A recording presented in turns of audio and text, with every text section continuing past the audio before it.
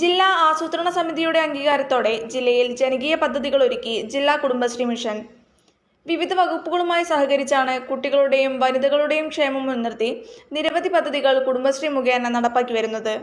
8ഓളം തനത് പദ്ധതികളാണ് ജില്ലയിൽ കുടുംബശ്രീ മുഖേന നടപ്പാക്കുന്നത്. നമ്മൾ കഴിഞ്ഞ വർഷം 8 പദ്ധതികൾ ജില്ലാ ആസൂത്രണ സമിതിയുടെ DPCയുടെ അംഗീകാരത്തോടുകൂടി നടപ്പാക്കിയിരുന്നു.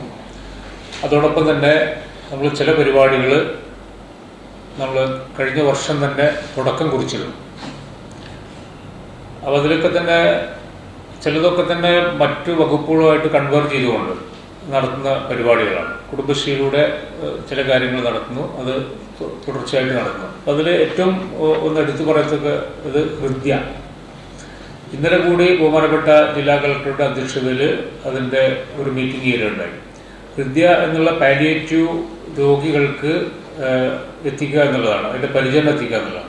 കുടുംബശ്രീ സംരംഭങ്ങൾ നിർമ്മിക്കുന്ന ഉൽപ്പന്നങ്ങൾക്ക് സ്ഥിരമായ വിപണി ഉറപ്പുവരുത്തുന്നതിനും കുടുംബശ്രീ ഉൽപ്പന്നങ്ങൾ ജനങ്ങളിലേക്ക് നേരിട്ടെത്തിക്കുന്നതിനുമായി ഹോം ഷോപ്പ്, സ്ത്രീകൾ, ട്രാൻസ്ജെൻഡേഴ്സ് എന്നിവർക്ക് നേരെയുള്ള അതിക്രമങ്ങളും വിവേചനങ്ങളും ഇല്ലാതാക്കുന്നതിനും ജില്ലയിലെ സർക്കാർ സ്ഥാപനങ്ങൾ ജെൻഡർ സൗഹൃദമാക്കുക, ജീവനക്കാർക്കിടയിൽ ലിംഗനീതിയെക്കുറിച്ച് അവബോധം സൃഷ്ടിക്കുന്നതിനായി സ്ത്രീ സൗഹൃദ സർക്കാർ സ്ഥാപനങ്ങൾ, വീടുകളിൽ നിന്നും ഉപയോഗശൂന്യമായ വസ്ത്രങ്ങൾ ഹരിതകർമ്മസേന മുഖേന ശേഖരിച്ച് മൂല്യവർദ്ധിത ഉൽപ്പന്നമാക്കി വിപണിയിൽ എത്തിക്കുന്ന ടെക്സ്റ്റൈൽസ് റീസൈക്ലിംഗ്, പ്രാദേശിക തലത്തിൽ കുടുംബശ്രീ സംരംഭകർക്ക് മികച്ച വരുമാനം ഉറപ്പുവരുത്തുന്നതിനായി ഭക്ഷ്യവിപണന മേളകൾ, കുട്ടികളുടെ അവകാശങ്ങൾ സംരക്ഷിക്കുന്നതിനും ഉറപ്പുവരുത്തുന്നതിനുമായി കുടുംബശ്രീ ബാലസഭ, ബുദ്ധിപരമായ വെല്ലുവിളികൾ നേരിടുന്നവർക്കായി ബഡ്സ്, കുടുംബത്തിന്റെ സമ്പൂർണ്ണ പോഷകാഹാര ആവശ്യങ്ങൾക്ക് മുൻതൂക്കം നൽകി അഗ്രി ന്യൂട്രി ഗാർഡൻ ക്യാമ്പയിൻ തുടങ്ങിയ പദ്ധതികളും കുടുംബശ്രീ മുഖേന നടപ്പാക്കുന്നു.